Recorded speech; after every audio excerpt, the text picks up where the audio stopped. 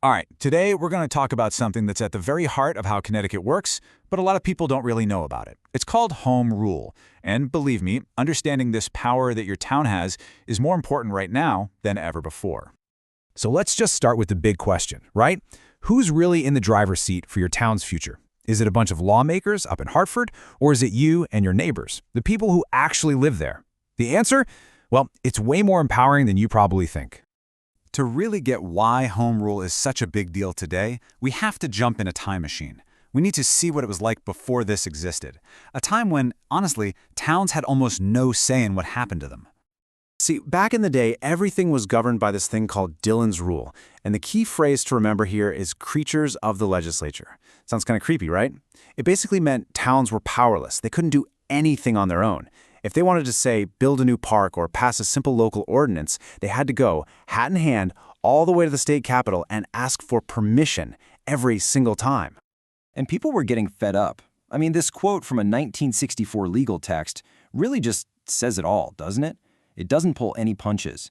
The old way wasn't just inconvenient, it was actively strangling the power of towns to just, govern themselves.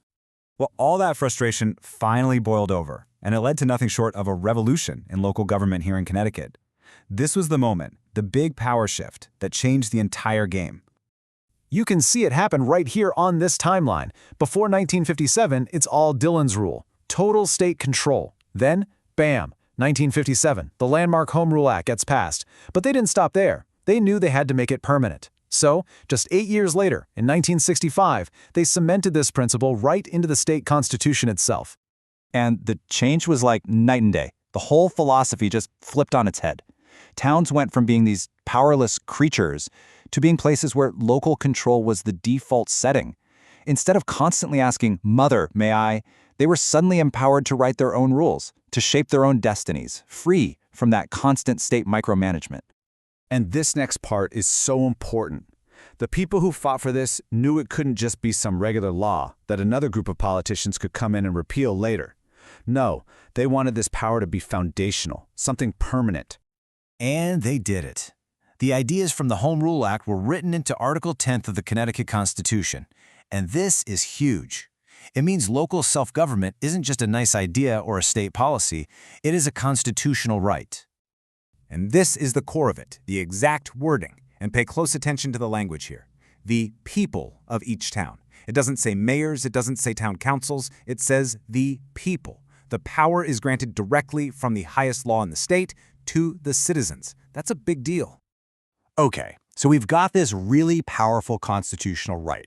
That's great, but what does that actually look like in the real world? What can towns really do with this power? Well, it turns out a whole lot. This power is incredibly broad. It means your town, your community, gets to make its own rules for land use and zoning, what gets built and where. It can manage density to make sure the town keeps its character. It can pass its own rules for public safety, protect local wetlands, and deal with the impacts of new development on things like traffic and schools. Really, it's the fundamental power to protect the health, safety, and welfare of the people who live there. And this isn't some flimsy concept. It stands on a rock-solid legal foundation. You can think of it like these four massive pillars holding it up. You've got the original 1957 Act, the absolute protection of Article 10th in the Constitution, and then other state laws that grant towns broad police powers and very specific zoning authority. All of that together creates this incredibly strong fortress of local control. So, what's the big takeaway from all this history? It's simple, really. The legacy of that fight from over 60 years ago, it isn't just a story in a history book. It's real, and it's alive right now.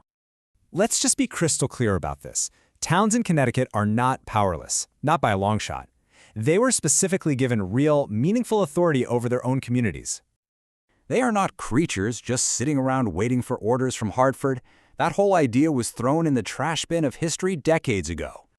Home rule is still the law of the land. It lives in our statutes, it's baked into our Constitution, and it's a powerful tool that every single town in this state has at its disposal. And that brings us right back to where we started.